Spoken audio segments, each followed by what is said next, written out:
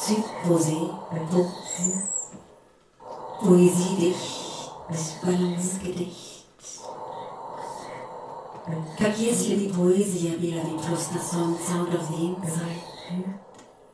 Звук, escucha el silencio, gesto, flume, touche, surface. Ovo, palabra, lo que falta. Nada, nada, nada, nada, nada, nada, nada, nada, nada, nada. Aquí nosotros. Kata, setup, ¿dónde vamos?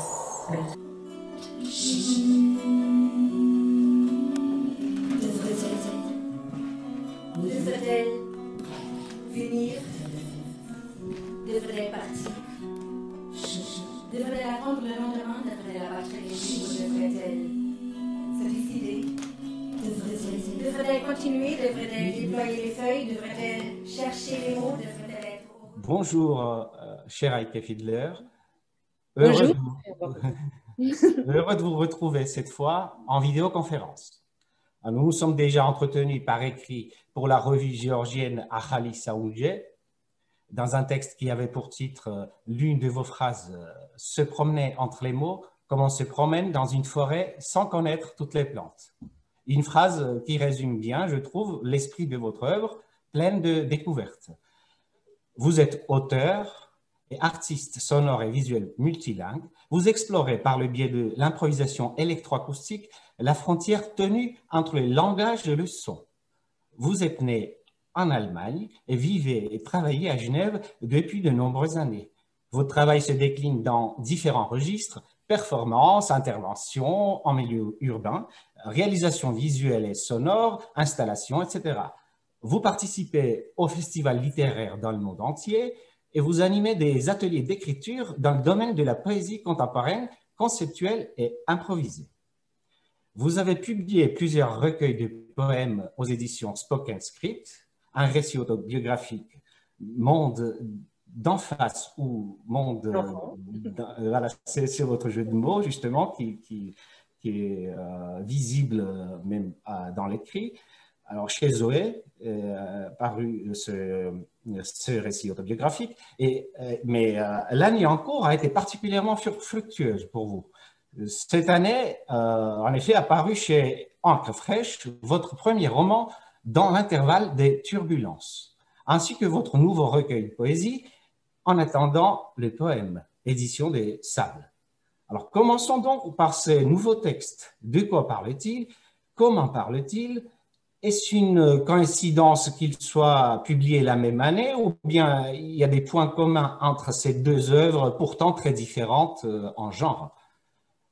Pourriez-vous nous en dire davantage, en plus dans le contexte malheureux actuel du Covid-19, les marchés des livres, etc. en général, ça ne marche pas très très fort. Alors, c'est sorti justement à ce moment-là. J'aimerais bien vous nous disiez davantage à propos de ces nouveaux recueils, un roman, un recueil de poésie. Oui, merci beaucoup pour cette question qui va introduire un peu mon travail qui se situe entre beaucoup de choses, qui se situe en fait toujours dans les interstices. Et même là encore, c'était le titre du roman Dans l'intervalle des turbulences thématise malgré lui un peu les interstices de notre temps dans lesquels sont apparus ces deux livres. Évidemment, des publications retardées pour l'un et pour l'autre pour cause de Covid, mais quand même, qui ont vu quand même le jour durant cet été. Alors, quel est le lien entre les deux et comment c'est de travailler sur deux sujets qui sont à la fois la poésie et la narration? C'est quelque chose qui est en lien pour moi parce que je navigue entre les genres et entre les modes d'expression depuis très longtemps. Et on trouve autant des aspects linéaires dans les livres de poésie qu'on trouve la poésie dans le roman, qui d'ailleurs thématise la vie de 4 poétesses qui ont vécu durant la Deuxième Guerre mondiale qui sont Else Lasker-Schuler, Sophie Teuber-Arp, Aline Ballangin et Marina Tsvetaeva. Donc, on va poursuivre un peu leur parcours qui sera toujours entrecoupé par une narratrice du temps d'aujourd'hui, qui va établir en quelque sorte des liens entre autrefois et aujourd'hui et les ressemblances aussi. Alors, en même temps, il y avait... Et d'ailleurs,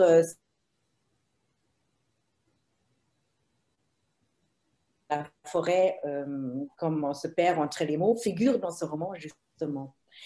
Et alors, le lien maintenant vers le livre de poésie, qui était aussi un travail d'archivage, en quelque sorte, parce que j'ai repris des textes déjà anciens, qui reflètent pas... Je me demandais, excusez-moi, si le même style complètement nouveau pour moi ressortait aussi dans ce recueil. J'ai pris des nouvelles juste très brièvement. Évidemment, je ne les ai pas lues, mais je n'y manquerai pas, je vous promets. Par rapport aux poèmes? Oui. Oui, alors les poèmes, ils naviguent un peu entre des textes anciens et des textes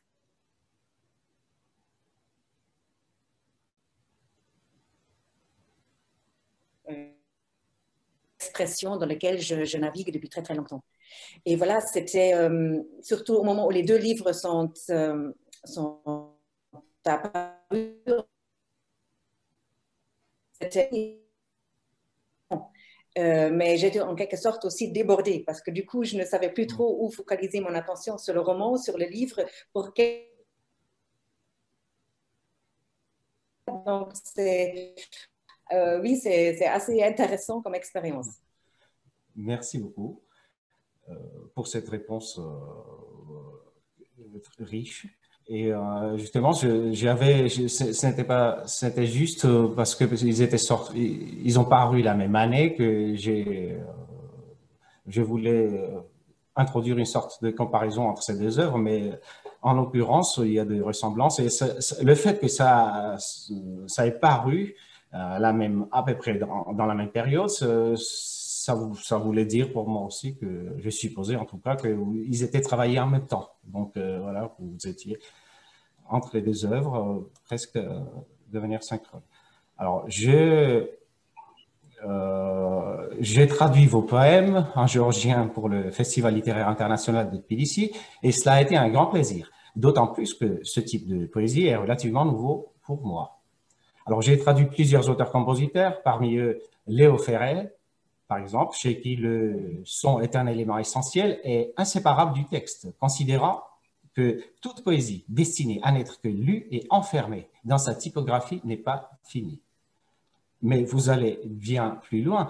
Vous ne vous contentez pas des sonorisations simples des textes, mais recherchez des sons à l'intérieur des mots même. Vous superposez le son, les textes et l'image et étendez ainsi le sens conventionnel du texte. Alors, vous allez au-delà de la signification verbale du langage. Vous faites voir ce qu'on entend et faites entendre ce qu'on voit. Vous retournez les mots comme un habit pour nous en montrer la doublure. Comment êtes-vous arrivé à l'emploi de telles méthodes et quand et pourquoi avez-vous commencé à faire de la poésie de cette sorte? Alors, c'est effectivement, je rappelle juste notre interview. Moi, je n'ai pas maintenant l'interview devant moi, donc je vais répondre comme ça un peu.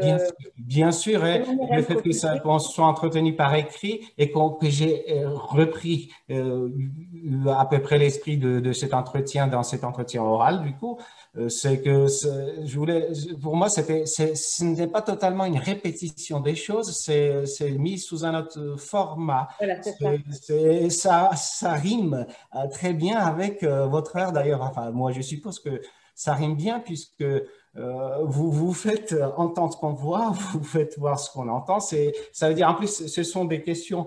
Votre œuvre est tellement riche que sur une même question posée à des moments différents, il peut y avoir des réponses très différentes.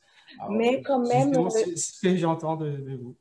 Moi, j'ai beaucoup aimé vos questions et vos interrogations. Vraiment, j'ai été épatée par la sensibilité, par votre sensibilité d'aborder mon œuvre. Alors, merci, vraiment, merci beaucoup. Et pour me situer un tout petit peu dans mon travail, il faut que je revienne un petit peu en arrière aussi, d'où je viens de l'Allemagne. J'ai immergé dans ce qu'on appelle la poésie concrète, la poésie visuelle, la poésie sonore. Donc, c'est trois aspects d'une expression poétique expérimentelle et nouveau pour les années 50, 60, 70, jusqu'à 80, etc., qui ont apparu, qui ont bouleversé déjà la notion de la poésie en soi. On ne parlait plus en allemand du lyrique, mais on appelait ce mouvement plutôt die neue Poésie, où la matérialité des mots devenait importante.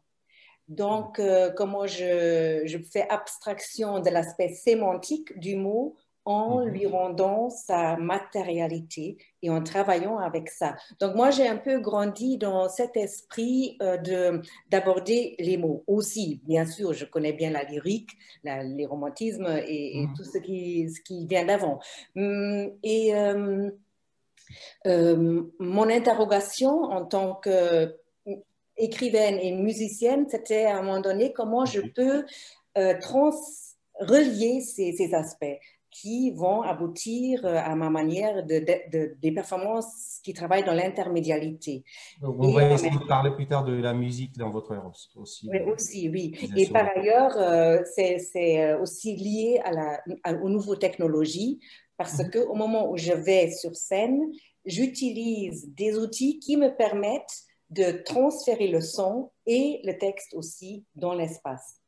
Et ça va avec la technologie, super. Oui, le texte visuel, donc comment je le projette sur des murs ou ailleurs dans l'espace dans lequel je me trouve.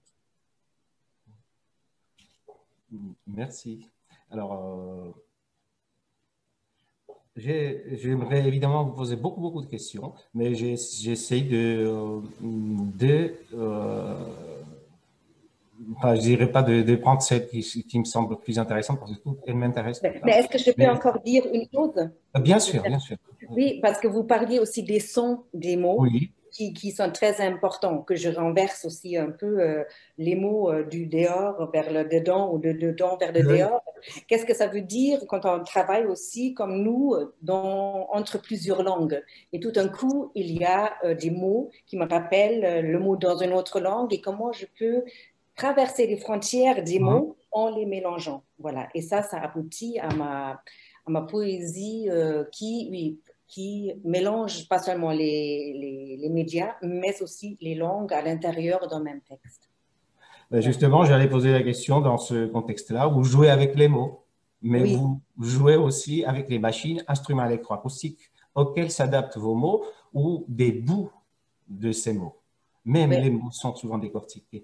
Or, l'ingénierie de la manipulation du son numérique est un métier à part entière. Êtes-vous autodidacte dans ce domaine? Et bien sûr, comment transportez-vous tous ces instruments? Oui, comment je les transporte? Je commence par là, je les transporte dans 2 valises et dans 2 pour répartir un peu le poids parce qu'évidemment, c'est très lourd. Les appareils avec lesquels je travaille, ça inclut un mixeur, un looper, une machine pour faire des boucles, un jamam, c'est l'ordinateur de toute manière qu'il faut avoir, un MIDI controller qui me permet de mixer images et son. Et en plus, tout ça, ça doit être relié avec des câbles entre... Il y a de la place dans les 2 valises, mais qu'il se plie bien, etc. C'est beaucoup. Alors maintenant, comment je me suis approprié tous ces instruments? Oui, je suis autodidacte, je peux dire. J'ai suivi des cours en musique électroacoustique ici à Genève avec Nicolas Sordet, qui est maître dans le domaine, il y a longtemps, évidemment. Et je me suis approprié des outils comme Model 8, MapMapper, et puis après... Vous les avez formidablement cités dans notre entretien écrit. Oui. Alors voilà, je me les suis appropriés et au fur et à mesure que je travaillais avec, et ça fait maintenant quand même au moins 15 ans, je me suis performée là-dedans, je me suis perfectionnée avec chacun des outils et je pense aujourd'hui, je peux aussi me considérer comme presque ingénieur de son ou d'image quand il s'agit je ne suis pas dépendante des autres techniciens pour faire ce que je fais. Ça, c'est sûr. Je suis très autonome, une autodidacte autonome. C'était bien le sens de ma question et je suis d'accord, absolument d'accord en tant que lecteur ou auditeur même. Ça veut dire que dans votre art, dans vos textes, il y a aussi la notion d'auditeur qui s'amène. Ce n'est plus seulement un lecteur, c'est vraiment la combinaison de plusieurs arts. Alors, vous faites beaucoup de rencontres culturelles dans les cadres des rencontres d'ici et d'ailleurs, c'est leur nom, en partenariat avec Laboratorio Art Contemporain. Vous avez animé des ateliers performance également avec des jeunes dans les pays différents du monde. Et je suppose que performer avec le jeune public doit être différent que performer avec les adultes. Comment faites-vous pour les familiariser avec votre technologie? Ce sont des mots ou des mouvements qui se mettent au premier plan? Je pense que les jeunes aujourd'hui, ils sont souvent intéressés par l'aspect technologique. Et évidemment, c'est quelque chose de fascinant quand on voit un mot qui apparaît en dehors de soi ou quand on peut parler dans un microphone. Rien déjà de cette découverte que nous connaissons tous de notre voix qui sort ailleurs que de là où nous entendons la voix tous les jours. C'est quelque chose de très fascinant, surtout pour les jeunes, pour les adultes aussi, mais en général, on a plus d'habitude. Et les adultes, c'est ça, quand on est adulte, je pense, on cherche tout de suite, beaucoup plus vite, le sens de ce qu'on fait ou de ce qu'on dit. Et on a perdu peut-être un peu la spontanéité d'aborder le mot dans le jeu, comme vous l'évoquiez tout à l'heure. Et ça, c'est quelque chose qu'on doit redécouvrir. Alors, je pense l'essentiel de mon travail avec des adultes ou avec les enfants, c'est que les enfants, ils ont beaucoup plus vite cet accès au ludique ou à l'aspect ludique de la langue. Et les adultes, parfois, ça nécessite un petit déclic pour les amener dans cette sphère-là. Mais en général, une fois que c'est fait, voilà, les manières, ils sont avec leurs différences, hein, évidemment, cognitives, mais elles prennent autant de plaisir à cette notion de jeu que les enfants. Je pense que c'est là l'essentiel.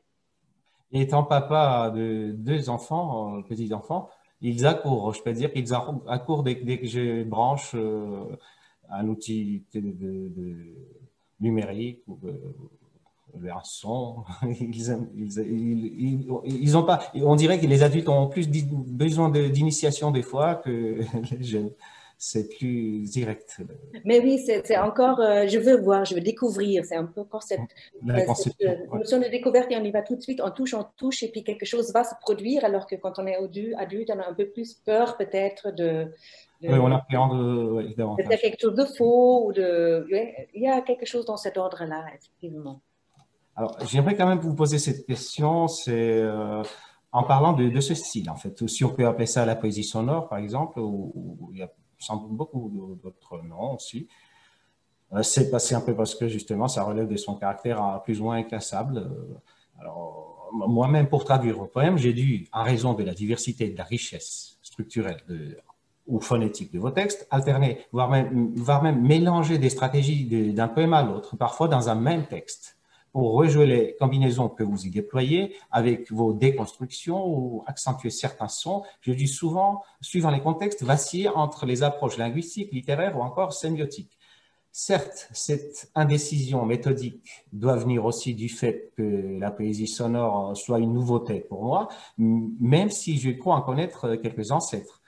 Oui, cela me fait penser à une tradition de poésie de performance établie par les auteurs comme Henri Chopin, Franz Mohn, et même Beckett ou Apollinaire, sans parler des auteurs appartenant au mouvement Dada. En effet, en plus des déconstructions, vous avez aussi des répétitions. En répétant un mot, vous montrez qu'il n'est plus le même. Et parfois l'inverse. Vous trouvez le chemin entre deux mots qui n'avaient pas grand-chose de commun avant. En combinant différentes langues dans un même texte, vous considérez la langue comme un matériau sonore. Cette démarche interroge le statut de la langue aussi à la manière de Gilles Deleuze. Tout ceci ressemble à un travail de recherche et c'est en lien avec votre formation de base ou d'ensuite, et vous êtes-vous inspiré de ces auteurs? C'est très complexe. Alors, tout ce que vous avez évoqué m'a inspiré ou m'a aidé aussi à avancer dans mon écriture, à commencer par Franz Mohn, qui faisait Oui. partie justement de ce mouvement de Neue Poésie, qui participait au colloquium de Bielefelder Colloquium, où était invité à l'époque. C'est un des premiers auteurs de ce genre que je croise le plus souvent quand je fais mes recherches sur ce type de poésie. Franz Mohn, justement. Aussi l'articulation de la manière de dire la poésie et qui fait en même temps la poésie visuelle. Donc, Franz Mohn était vraiment une grande influence pour moi. Après, le rapport entre les langues, le rapport du langage, le pouvoir, l'enjeu du pouvoir de la langue est quelque chose d'important pour moi. Et en faisant des jeux de déconstruction de la langue et de l'aborder de beaucoup d'angles différents, j'essaie de l'ouvrir en même temps, de donner une ouverture à la langue qu'elle n'a pas tant qu'on l'on se ferme dans un sens déjà tout donné dans une phrase, par exemple.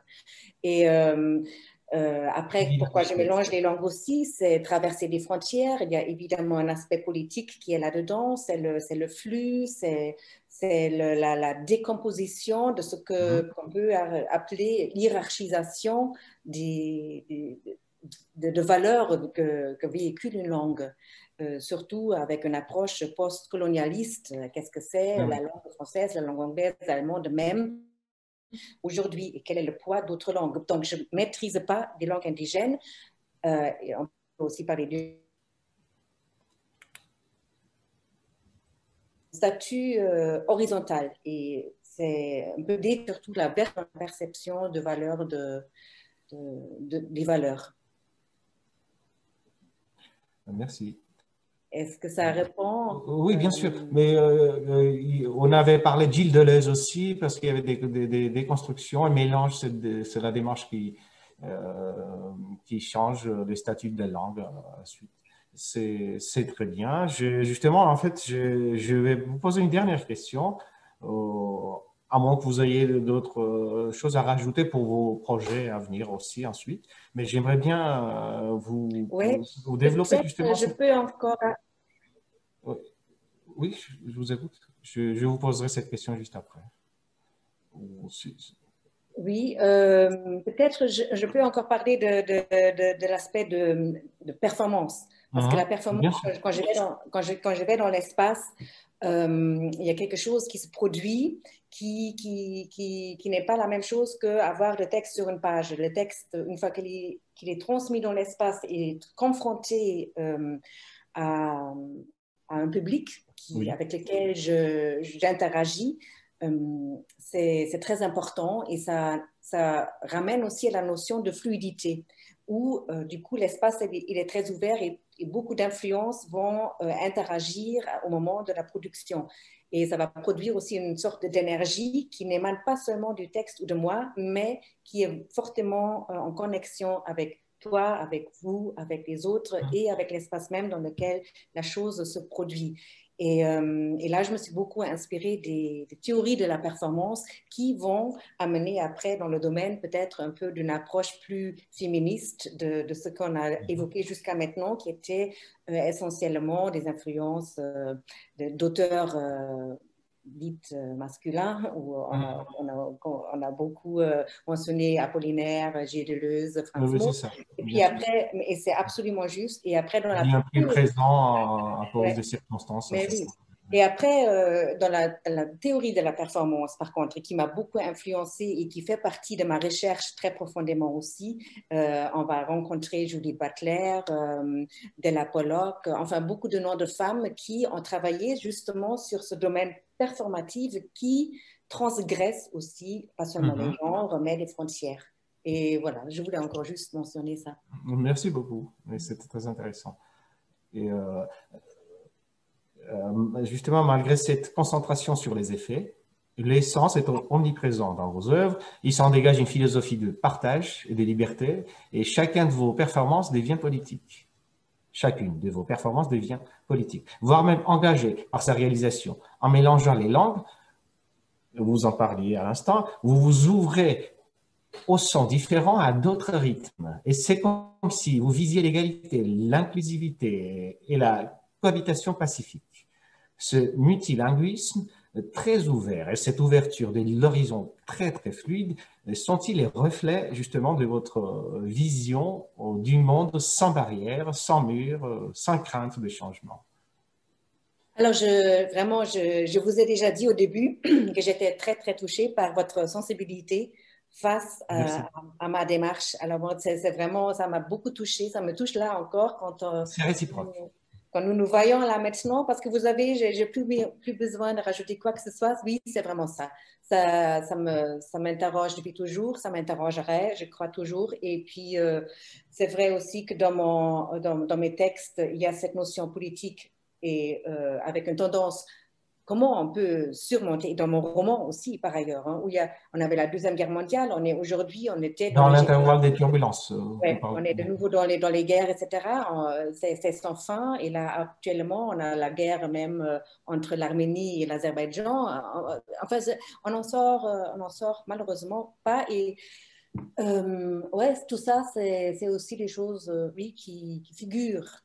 Peut-être un peu tradition brechtienne presque, un peu, j'oserais dire, mais ouais, il y a quelque chose de ça.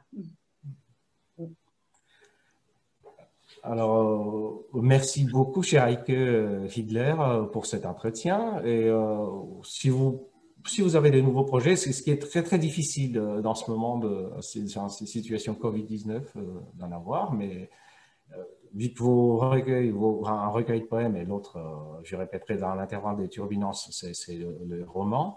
Et le recueil de poèmes, c'était En attendant les poèmes, qui soient sortis cette année. Peut-être que vous avez d'autres projets aussi. Alors, évidemment, avec le Covid, tout a été bouleversé, chamboulé. Beaucoup de choses reportées, évidemment. Mais bizarrement, au J'en étais victime aussi de ces reports. Ben ouais, c'est tout le monde, hein, y compris par le festival pour lequel nous faisons cet entretien qui a été repoussé, on ne sait pas à quand, mais des projets je viens de faire durant le mois de septembre toute une série de performances et de lectures autour des deux œuvres. Et puis un projet, je vais juste l'évoquer, c'est en novembre, je vais faire une performance qui s'appelle Performance de la résistance. Et là, je vais en novembre, Performance de la résistance. Ouais, elle sera très courte parce que le temps a été donné. Et puis là, par contre, je ne vais ni parler beaucoup, ni faire quoi que ce soit, mais voilà. Mais elle sera filmée, j'espère, et je pourrai la montrer. Je ne vais pas en dire davantage maintenant, mais ça serait une performance interactive avec le public. J'attends avec impatience. C'est une très bonne idée de filmer, de montrer à plus de lecteurs possible. Cela va très, très de pair avec l'esprit de votre œuvre. Oui. J'insiste là-dessus. C'est une nouvelle expérience, mais voilà, c'est... Je vous propose, si vous êtes d'accord, de lire quelques de vos poèmes. Vous pourriez nous en réciter quelques-uns. Oui. Tour à tour, je fournirai la traduction géorgienne. Alors, avec grand plaisir. Et puis, encore dire que ce n'est pas des poèmes les plus expérimentés desquels nous avons parlé jusqu'à maintenant, mais comme Bien disait Nouka tout à l'heure, la poésie expérimentale peut-être pour molécules libres, saison, béton, graffiti, odeur d'urine. Réveil, enfant, monsieur, madame, monnaie, machine à billets. Retour, maison, dehors, dedans. Histoire de remplir le vide. Buvons, buvons. L'amour est trop beau pour ne pas s'arrêter un instant. Graffiti. Თავისუფალი მოლეკულები. წელიწადის დროები, ბეტონი, გრაფიტი, შარდისული, მაღვიძარა, ბავშვები, ბატონი, ქალბატონი, ხურდა, ფულის მთვლელი, მანქანები, დაბრუნება, სახლი, გარეთ, შიგნით, უბრალოდ სიცარიელის შევსება. შევსვათ, შევსვათ. სიყვარული ზედმეტად მშვენიერია იმისთვის, რომ არ შევჩერდეთ წამით. Merci.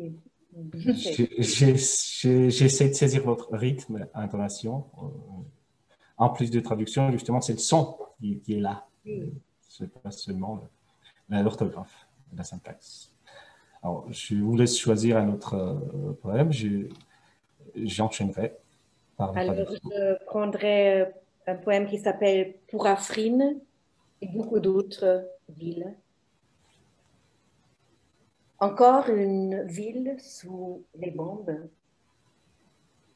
Encore un autre enfant face au char d'assaut. Encore une autre femme sous l'aviation militaire. Encore un homme face au désastre. Encore un poème contre la guerre. Encore un cri contre l'injustice. Encore nos mots contre les guerres sans fin. Et cette question qui s'empare, qui conduit à répétition. Les armes de destruction à répétition. Les armes de destruction à répétition. Kalak Aprins. Კიდევ ერთი ქალაქი ბომბებ ქვეშ. კიდევ ერთი ბავშვი ტანკის პირისპირ. კიდევ ერთი ქალი სამხედრო ავიაციის ქვეშ. კიდევ ერთი კაცი კატასტროფის წინაშე. კიდევ ერთი ლექსი ომის წინააღმდეგ. კიდევ ერთი ყვირილი უსამართლობის წინააღმდეგ. ისევ ჩვენი სიტყვები ომის წინააღმდეგ. ისევ გაუთავებლად. ეს კითხვა ვინ იგდებს ხელში, ვინ აწარმოებს კვლავ და კვლავ მასობრივი განადგურების იარაღს.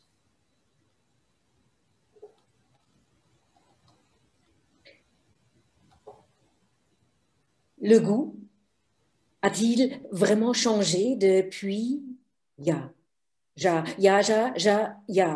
jamais être sûr. Demain, tout sera peut-être encore différent.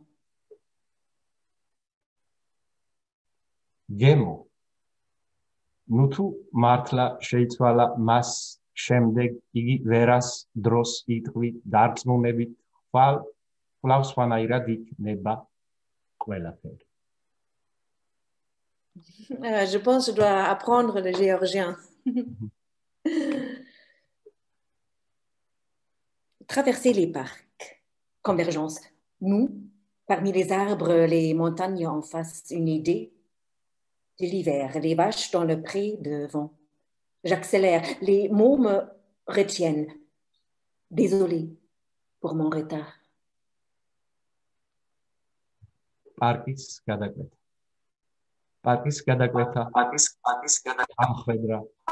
ჩვენ დღეებს შორ. პირისპირ მთელი.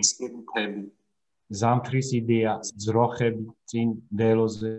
სიჩქარეს ვუმატებ. სიტყვები მაკავებენ.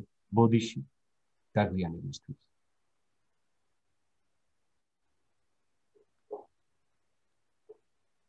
Et échafaudage et toile transparente, protection. Amas de ferraille devant le mur d'antan. Couloir, couleur, barrière, goudron et nos traces. Nos traces d'hier disparues dans la pluie.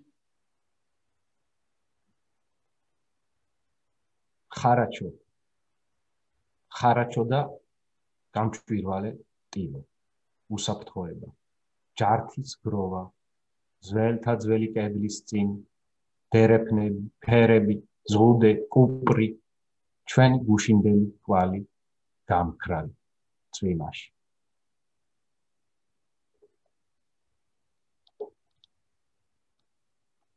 Ainsi, ouvrir les parenthèses comme on ouvre une boîte de conserve. S'approprier les parenthèses. La raison apparente est la familiarité entre les parenthèses. Les parenthèses s'ouvrent sur l'infini et se referment sur ce qui n'est pas dit. Les blancs ont un impact sur les parenthèses. Les mots peuvent avoir un impact sur les blancs. Certaines parenthèses sont produites à partir des pensées en circulation de manière extensive dans le monde.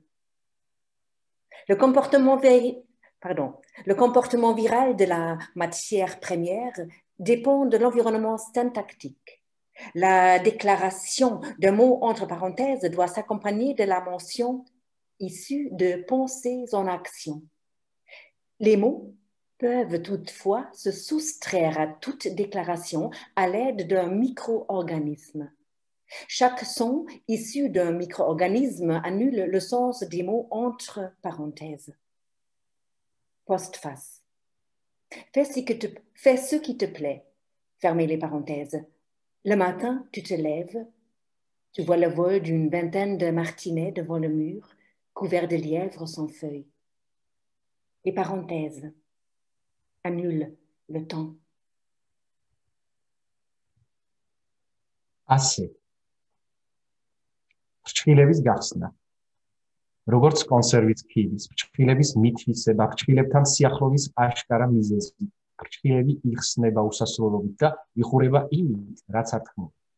თეთრი ფურცელი ზემოქმედებს ფრჩხილებს. სიტყვებს შეუძლია თეთრ ფურცელზე ზემოქმედება. ზოგ ფრჩხილს სოფლიოს 4 კუთხით მოარული ფიქრები წარმოშობს. ნედლეულის ვირუსული ქცევა დამოკიდებულია სინტაქსურ გარემოზე. ფრჩხილებს შორის სიტყვიერ განცხადებას უნდა ერთვოდეს წარწერა მოქმედი ფიქრებიდან გამომდინარე. თუმცა სიტყვებს მიკროორგანიზმული გერების მეშვეობით შეუძლიათ გაემიჯნონ ყოველგვარ განცხადებას. მიკროორგანიზმიდან გამოსული ყოველი სიტყვა აბათილებს ფრჩხილებს შორის სიტყვების მნიშვნელობას. ბოლო თქმა.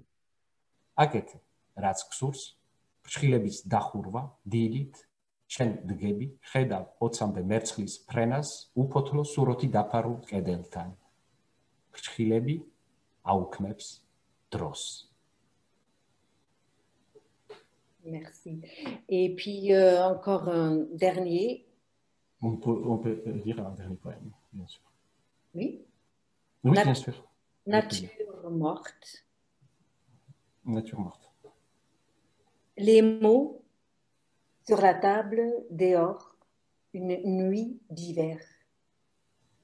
Une paire de gants, un cendrier, nature morte avant minuit. La machine à écrire le jour à venir.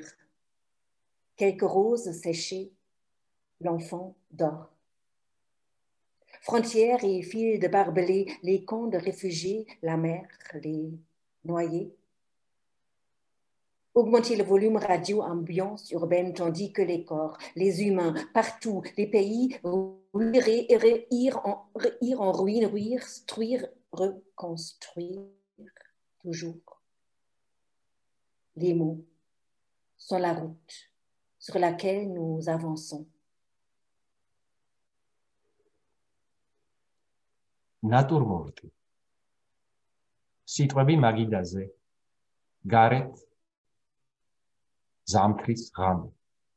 ცხვირი ხელთათმანი. საფერფლო. ნატურმორტი შუაღამემდე ოდნავ ადრე. საბეჭდი მანქანა. მომავალი დღე. რამდენიმე დამჭნარი არ ბავშვს ძილავს. საზღვრები და მავთულ ხლართები. მტოლვილთა ბანაკები, ზღვა, დამხრჩვალები, რადიოს ხმისაწევა, ქალაქური გარემო.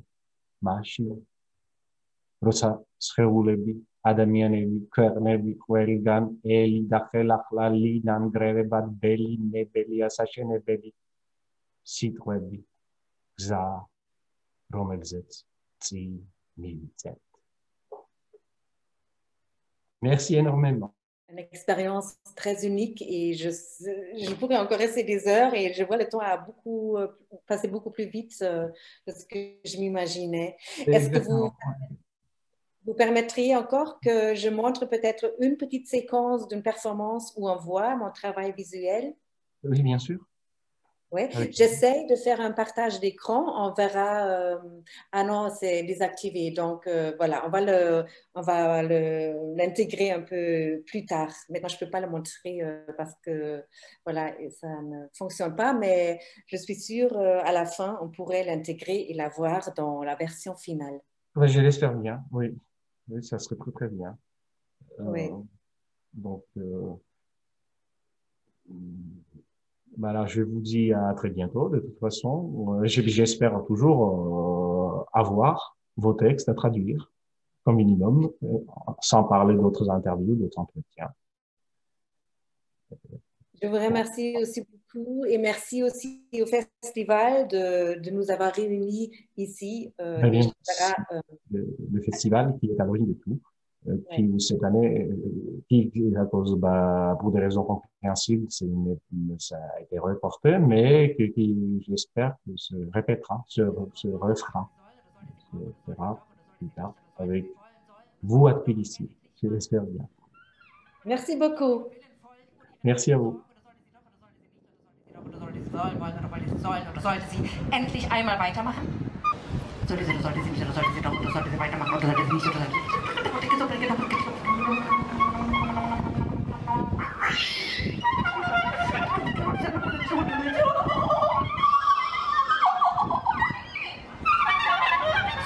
Sollte sie doch, sie sollte es. Sie sollte es also wirklich einmal so tun und sollte es. Einfach mal eins auf Französisch, okay? Le mot en crise. Le mot crise, le mot triste, le mot se caractérise, le mot crie, le mot se crispe, le mot se dit, le mot s'identifie. Les mots numériques, les mots identiques, le mot mimique, le mot fugue, le mot en fuite, le mot aquatique, le mot réfugié, le mot frontière, le mot mur, le mot défaire, le mot sans fin, le mot sans lieu, les mots s'accrochent, les mots grandissent, les mots produisent, les mots en liberté. Imagine, I lost you. Imagine I lost you, him, he lost her. She lost you. I lost her, she lost him, he lost me, I lost my book. I lost my memory, I lost my reason, I lost my language, I lost my key, I lost my mind, I lost my friends, I lost my family, I lost my card, I lost my pencil, I lost my identity. I lost my reason, I lost my shoes, I lost imagine.